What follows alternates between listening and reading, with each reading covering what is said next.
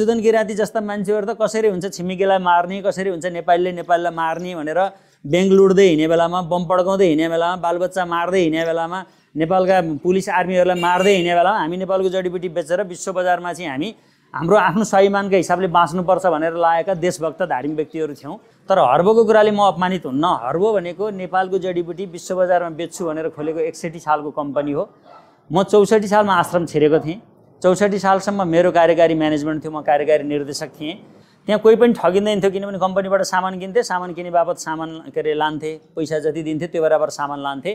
सुदन किराती जस्ताले नेपालको जडीबुटी बेच्ने कम्पनीलाई जति अपमानित गरेर अन्तर्वार्तामा बोल्नुभयो, हर्बल कम्पनीहरूमा ठग्नेहरू भन्नुभयो, तपाईँले अहिलेसम्म ठग्न बाहेक के काम गर्नु भएको छ? तपाईँको 3 पुस्ताले हर्बो जस्तो एउटा कम्पनी बनाएर देखाओस् त। तपाईँको पार्टी अहिलेसम्म कतिचोटि प्रधानमन्त्री भयो, कतिचोटि मन्त्री भयो, के नाप्नु भयो अहिलेसम्म?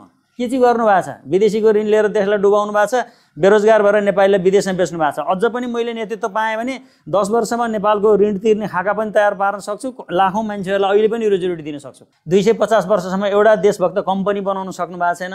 भ्यागुतो र सर्पको उदाहरण दिएर सर्पले भ्यागुतो खाए जस्तरी खानुपर्छ भनेर भन्छ। कसलाई खाने? के खाने? किरातीलाई खाने, बुद्धिस्टलाई खाने, सिखलाई खाने, जैनलाई खाने, शैवलाई खाने, वैष्णवलाई खाने, कसलाई खाने? इतिहास पढ्नु पर्यो के। सुदन किराती जस्तै मान्छेको कारणले सिक्किम बनेको आज। जो राष्ट्रघाती हुन्छ नि, जो देशद्रोही हुन्छ नि, जो धर्मघाती हुन्छ नि, त्यसले विदेशीलाई बढी पत्याउँछ, छिमेकीलाई अपमान गर्छ। सिक्किम भन्ने भूभाग छ, भूभाग त कसैले लान सक्दैन। नेपाल भन्ने भूभाग पनि कसैले लान सक्दैन, तर सिक्किम भन्ने देश छ। त्यसै गरी नेपालको भनी देश रहेन भने तिम्रो घर परिवार चल्ला, दलाली गर्नेहरूको त व्यवहार चल्ला, तर यो देशको अस्तित्व के हुन्छ? जय सङ्गत।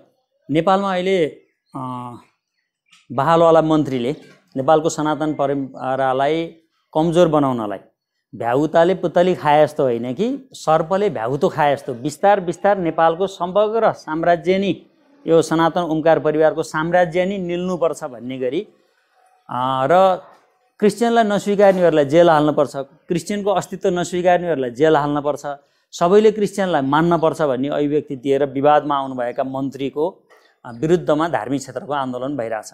हामीले धार्मिक गुरुहरूको निर्देशनअनुसार धरना, र्यालीहरू, कार्यक्रम गरिरहेछौँ। तर यही सिलसिलामा सुदन किरातीले ऋषि दमलासँग एउटा कार्यक्रममा गएर के भन्नुभएछ भने हर्बल कम्पनी डुबाएर ठगेकाहरूले पनि आन्दोलनमा देखिरहेको छु भनेर यस्तै के आशय लाएर बोल्नुभएछ। त्यो क्लिप आएपछि मलाई धेरै व्यक्तिहरूले पठाउनु भयो, तपाईँलाई यसो भन्यो मन्त्रीले भनेर पठाउनु भयो। जो मान्छेले मलाई चिन्नुहुन्न, जान्नुहुन्न, नयाँ परिचय भएको छ उहाँहरूलाई अन्यल भयो र केही उहाँका पक्षका मान्छेहरूले म हर्बोमा ठगिएको छु भनेर पोस्टहरू बनाएर हालेछन्। अब यो हर्बो भन्ने कम्पनीको बारेमा मैले धेरैचोटि धेरै अन्तर्वार्तामा धेरै किसिमका कुरा भनेको छु। तर पनि यो अब जब म कुनै विषयले चर्चामा आउँछु वा मैले गरेको काम अरू कुनै तरिकाले सामाजिकरण हुन थाल्छ, इसाई मिसनरी र यो देशद्रोहीहरूले चाहिँ के गर्छन् भने हर्बोको कुरा ल्याएर मलाई अपमानित गरेँ भन्न ठान्छन्। तर हर्बोको कुराले म अपमानित हुन्न। हर्बो भनेको नेपालको जडीबुटी विश्व बजारमा बेच्छु भनेर खोलेको 61 सालको कम्पनी हो। म 64 सालमा आश्रम छिरेको थिएँ। 64 सालसम्म मेरो कार्यकारी म्यानेजमेन्ट थियो, म कार्यकारी निर्देशक थिएँ। 64 सालमा आश्रम छिरेपछि मैले मागेर खानुभन्दा आफ्नै जडीबुटी बेचेका कम्पनीले चाहिँ आश्रम चलाउनुपर्छ, आयुर्वेदिक क्षेत्रमा यसै पनि आश्रमहरूले काम गर्छन् भनेर मैले आफ्नो सेयर राखेको थिएँ। त्यो पछि हर्बोको अध्यक्ष गोकुल श्रेष्ठ धरानका थिए र अरू लिडरहरू पनि थिए। पछि जब हर्बोको म्यानेजमेन्ट चल्दै जाँदाखेरि लिडरहरू र सङ्गठन बढ्दै गयो, 2.5 लाख मान्छेहरू चाहिँ ग्राहक बने। त्यहाँ कोही पनि ठगिँदैन थियो, किनभने कम्पनीबाट सामान किन्थे, सामान किने बापत सामान लान्थे, पैसा जति दिन्थे त्यो बराबर सामान लान्थे। तर जब नेपालको जडीबुटीमा चाहिँ हर्बोले हस्तक्षेप गर्न थाल्यो, नेपालको पोलिसी मेकरहरूलाई प्रेसर हुन थाल्यो, विदेशी कम्पनी, म तिनीहरूको अहिले नाम लिन चाहन्न, जसले नेपालको जडीबुटी अहिले तस्करी गरेर लान्छन्, ती कम्पनीका मतियारहरूले राजेन्द्र महतोलाई प्रयोग गरेर हामीलाई जुन निर्देशिका मार्फत सञ्चालन गरिएको थियो त्यो निर्देशिका खारेज गरियो र म 64 सालमा आश्रम छिरेँ। हर्बो काण्ड चाहिँ 68 सालमा घट्यो।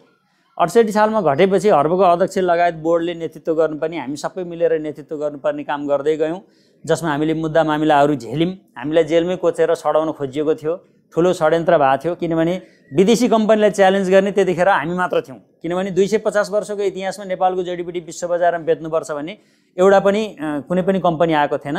यी सुदन किराती जस्ता मान्छेहरू त कसरी हुन्छ छिमेकीलाई मार्ने, कसरी हुन्छ नेपालीले नेपालीलाई मार्ने भनेर ब्याङ्क लुट्दै हिँड्ने बेलामा, बम पड्काउँदै हिँड्ने बेलामा, बालबच्चा मार्दै हिँड्ने बेलामा, नेपालका पुलिस आर्मीहरूलाई मार्दै हिँड्ने बेलामा हामी नेपालको जडीबुटी बेचेर विश्व बजारमा चाहिँ हामी हाम्रो आफ्नो स्वाभिमानका हिसाबले बाँच्नुपर्छ भनेर लागेका देशभक्त धार्मिक व्यक्तिहरू थियौँ।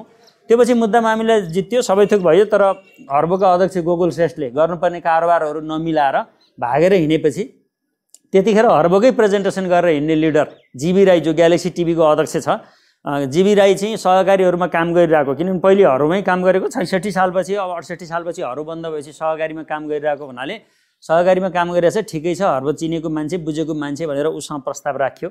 उनले केही ऋणहरू दिए, ऋण दिए बापत उनलाई त्यो कम्पनी जिम्मा लाइयो। 73 सालमा त्यो सबै कम्पनी जिम्मा लाइयो र गोकुल श्रेष्ठले पनि तिर्नुपर्ने हरिसाब मिलाउनको लागि वीरगञ्जका जग्गाहरू दिए। अनि जग्गा दिएपछि मैले 73 सालमा चाहिँ ठुलो 400-500 सेयर धनी बोलाएर, जसले हर्बो चलाउनको लागि सेयर हाल्नलाई 1-1 लाख रुपियाँ उठाएको 999 सेयर धनी थिए, तिनीहरूलाई बोलाएर 400-500 सेयर धनीको अगाडि गोकुल श्रेष्ठ जीबी राईलाई कम्पनी जिम्मा लगाएर मैले 73 सालमा छोडेको थिएँ। त्यो पछि गोकुल श्रेष्ठ र जीबी राईसँग मेरो छुट्टा छुट्टै सम्झौता थियो। हाम्रो हिसाब किताब कसरी मिलाउने भन्ने छुट्टा छुट्टै सम्झौता थियो। एकैचोटि 74 सालमा गोकुल श्रेष्ठले ल्याएको जग्गा चाहिँ छैन भनेर जीबी राईले षड्यन्त्र गरेर मेरो कम्पनी सम्पत्ति हिसाब नगरी कब्जा गरे र गोकुल श्रेष्ठ भागेर हिँडिरहेछन्। अहिले गोकुल श्रेष्ठ र के अरे जीबी राईसँग म कानुनी लडाइँ लडिरहेको छु भनेको देशभक्त धार्मिक अभियान चलाएर नेपालको जडीबुटी विश्व बजारमा लिएर जानुपर्छ भन्ने हाम्रो अभियानलाई अपमानित गरेर ज्यानमारा, हत्यारा, लुटेरा, लफङ्गा, चोर, गुन्डा, तस्करी, व्यापारीसँग कमिसन खाने, कर्मचारीसँग कमिसन खाने, आफ्नो कमाइ केही नभएका विलासी टाई लगाएर आफ्नो किराँती संस्कृतिको वकालत गर्छु भन्ने मान्छेहरू, जोसुकै किराँती मात्र होइन, नेवार समुदायको कुरा गर्ने, टाई लगाएर हिँड्ने होइन, क्रिस्चियनहरूलाई प्रमोट गर्दै हिँड्ने, बुद्धिस्ट सम्प्रदायको लामा सम्प्रदायको कुरा गर्ने, के अरे बुद्धिस्ट हुनुपर्छ, तामसालिङ हुनुपर्छ, तामाङहरूको हकितको कुरा गर्ने, गुरुङको हकितको कुरा गर्ने, तर विदेशीको गुलामी गर्दै हिँड्ने, यस्ता सम्पूर्ण निरपेक्षवादी व्यक्तिहरूलाई यो म के सन्देश दिन चाहन्छु भने नेपालको जडीबुटी, नेपालको खोलानाला, नेपालको आश्रम, नेपालको धर्म संस्कृति परम्परा जोगाउँछु भन्नेहरू राष्ट्रघाती धर्मघाती होइनन्। तपाईहरु जो धर्मनिरपेक्षको पछि लाएर नेपालको अस्तित्व अहिले सक्दै हुनुहुन्छ, देशलाई ऋणमा डुबाउँदै हुनुहुन्छ, खोलानालाहरू बेच्दै हुनुहुन्छ, जडीबुटीहरू तस्करहरूको हातमा छ, विदेशी कम्पनीले जडीबुटीमा एक लौटी लुटिरहेछन्, ठगिरहेछन्। तपाईहरुले जडीबुटीको लागि एउटा पोलिसी बनाउन सक्नु भएको छैन। 250 वर्षसम्म एउटा देशभक्त कम्पनी बनाउन सक्नु भएको छैन।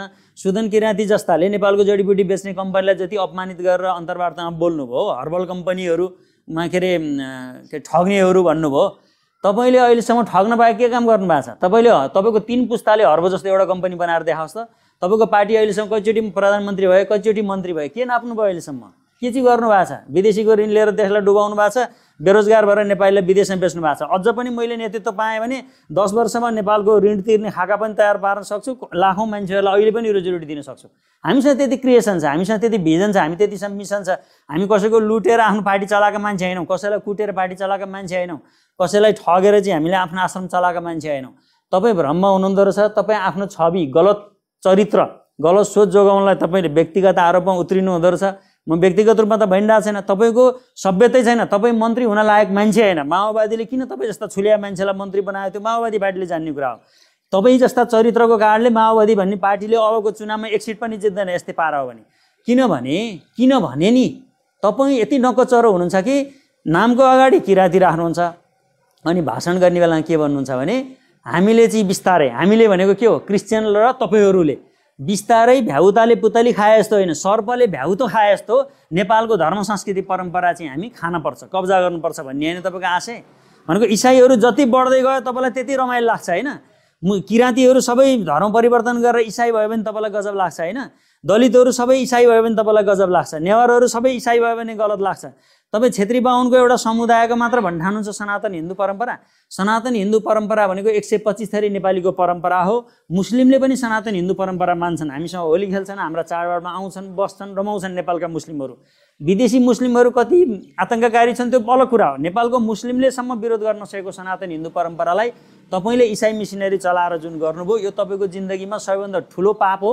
यसले तपाईँलाई मर्ने अघिल्लो दिनसम्म पनि छोड्दैन। साँच्चैको किराँती मान्छे तपाईँको मलाइम पनि जाँदैन, साँच्चैको हिन्दू तपाईँको मलाइम पनि जाँदैन। तपाईँ त्यति निर्लज्ज हुनुहुन्छ। अझ तपाईँ हामीले यो गलत भयो, यसरी बोल्नु गलत हो भनिसकेपछि भोलिपल्टै ल एउटा समुदायलाई चित्त दुखेछ मेरो बोलीको कारणले माफ पाऊँ भनेर माफ माग्नुको सट्टा तपाईँ जे पाए त्यही भन्नुहुन्छ। ल हेर्नुहोस्, तपाईँले बोलेको यो भिडियो हेर्नुहोस् त, कसलाई भनेको यो अहिले जुन अब मैले बोलेपछिको भिडियो यो हेर्नुहोस् ल। उनीहरूको मनोरञ्जन गर्ने ठाउँमा आज हामी सशक्त आवाज, क्रिस्चियनको दर्शन, व्याख्या गर्ने वकालत गर्ने मञ्चमा त आइपुग्यौँ त।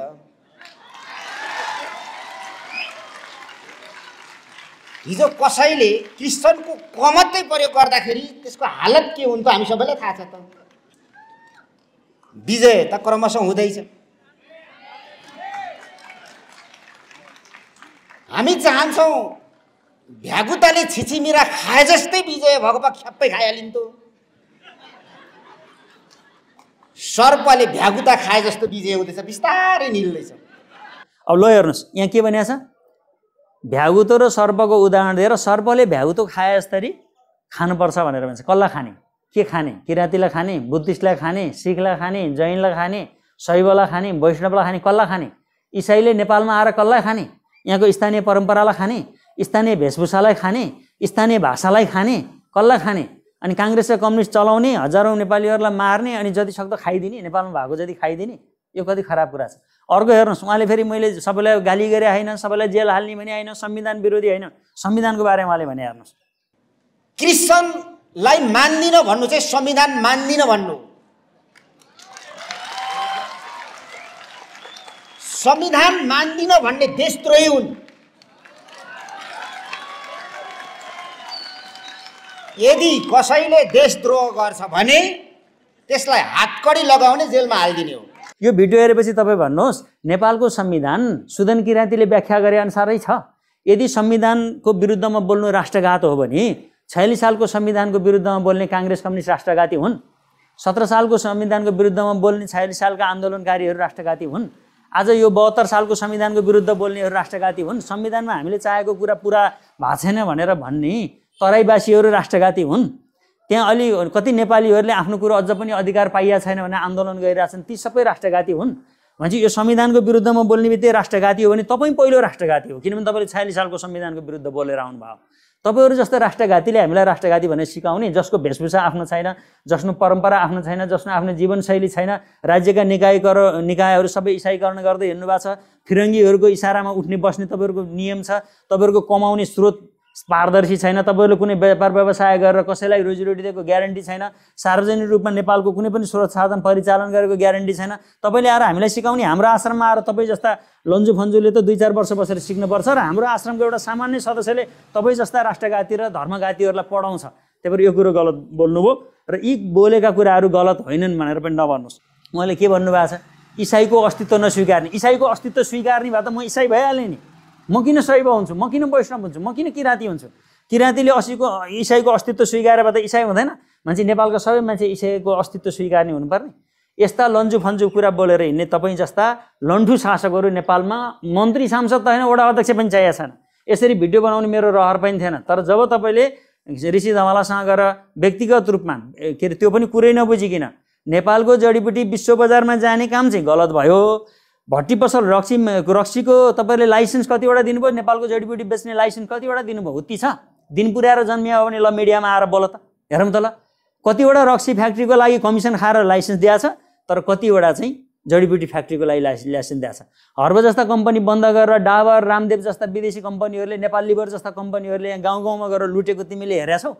तिमीहरू नेता हो, तिमीहरू जस्तो दलालहरूले वास्तवमा यो समाज बर्बाद पारेको हो। तिमीहरूलाई नलेजै छैन यो देश कसरी बनाउने, समाज कसरी बनाउने। साबुन, स्याम्पू, टुथपेस्ट अहिले सबै विदेशी सामानहरू प्रयोग गरिरहेछ नेपालीले। स्वदेशी सामान प्रयोग गर्न पाएछ? बिहान उठेदेखि बेलुका सुत्ने बेलासम्म विदेशी सामान प्रयोग गर्ने बनाउने को? अनि तिमीहरूले पनि त चलाएको धेरै वर्ष भइसक्यो नि त, 30-35 वर्षदेखि देश चलाइरहेछौ, के नाप्यौ त? त्यही भएर तिमीहरू कोही पनि मान्छे देशभक्त होइनौ, धार्मिक होइनौ, राष्ट्रघाती नै हौ, धर्मघाती नै हौ, असामाजिकै हौ। तिमीहरूको नेतृत्वमा बस्नु भनेको हामीलाई असुरको राज्यमा चाहिँ बसे जस्तो हुन्छ। घुटन हुन्छ यो देशमा, पीडा हुन्छ आफ्नो देशमा आफैलाई अपमान गरेको देख्दा, आफ्नो देशमा आफ्नै राष्ट्रियतालाई अपमान गरेको देख्दा, आफ्नो देशमा आफ्नै मान्छेलाई अपमान गरेको देख्दा घुटन हुन्छ। त्यही भएर तिमीहरूका विरुद्ध हामी आन्दोलित छौँ। तिमीहरू आफैमा सचेत भएर आफ्नो नियममा बस्छौ, अनुशासनमा बस्छौ, हामीसँग सहकार्य गर्छौ, आफ्नो पुर्खाको बिँडो पनि थाम्छौ, नेपालीको गौरव र इतिहास जोगाउँछौ भने हामी सहकार्य गर्न तयार छौँ। तर तिमीहरू यसै गरी दलाल बनाएर, विदेशीको नोकर बनाएर हामीलाई चाहिँ सधैँ फेरि जसरी यही सोच न, इतिहास पढ्नु पर्यो के। सुदन किराँती जस्तै मान्छेको कारणले सिक्किम बनेको आज। जो राष्ट्रघाती हुन्छ नि, जो देशद्रोही हुन्छ नि, जो धर्मघाती हुन्छ नि, त्यसले विदेशीलाई बढी पत्याउँछ, छिमेकीलाई अपमान गर्छ। नेपालीले नेपालीलाई अपमान गर्ने, नेपाली संस्कृति र परम्पराको अपमान गर्ने, तर विदेशीको अपमान गर्दाखेरि आज सिक्किमेलीहरू इन्डियाको के भए? कहाँ छ देश? सिक्किम भन्ने भूभाग छ, भूभाग त कसैले लान सक्दैन, नेपाल भन्ने भूभाग पनि कसैले लान सक्दैन, तर सिक्किम भन्ने देश छ। त्यसै गरी नेपालको भनी देश रहेन भने तिम्रो घर परिवार चल्ला, दलाली गर्नेहरूको त व्यवहार चल्ला, तर यो देशको अस्तित्व के हुन्छ? यसको भविष्यको पुस्ताले दुःख पाउने अवस्था के हुन्छ? हिजो इन्डियामै सिक्किमको मात्र कुरा गर्ने, टोटल इन्डिया तिमीहरू जस्तो राष्ट्रघाती, धर्मघाती, लाचार, दलाल व्यक्ति हुँदैन थिए भने मुस्लिम र क्रिस्चियनले आएर इन्डिया कब्जा गर्थे। आज पृथ्वीनारायण शाह नजन्मिया भएदेखि आज हामी संसारको गुलाम बन्न पर्दैन थियो। यति सामान्य ज्ञान पनि नभएको ल्याएर हामीलाई पढाउने, हामीलाई सिकाउने, हुत्ती छ बहस गर्ने, सार्वजनिक ठाउँमा बसेर बहस गर्ने हो इतिहासलाई लिएर। हामी के अध्ययन नगरिकन बसेका छौँ भन्ने ठानेको? हामीलाई सामाजिक राग द्वेष केही छैन भनेर आश्रम बसेका मान्छेहरूलाई अपमान गर्ने गरी बोल्ने। त्यही भएर आफ्नो चरित्र सुधार्नु, यो फिरङ्गीहरूको 250 वर्ष अगाडि पुरा नभएको मिसन चलाउनलाई अहिले जे पाए त्यही बोल्दै नहिँड्नु, नत्र सार्वजनिक ठाउँमा तिमीहरूको हरेक गतिविधिहरू निकालेर हामी आजीवन लड्छौँ। तिमीहरूले जेल हालौला, फसाउला, भोलि अनेक तिमीले के अरे सेटिङ गरेर नियुक्त गरेका न्यायाधीश होलान्, कर्मचारी होलान्, पुलिस होलान्, आर्मी होलान्, तिमीले सकेको गरौँला। हिजोका शासकहरूले तिमीहरूलाई रोक्न नसके जस्तो तिमीहरू जस्ता लन्ठु शासकले हामीलाई पनि रोक्न सक्दैनन्। ल जे पर्छ हेर्दैछन्।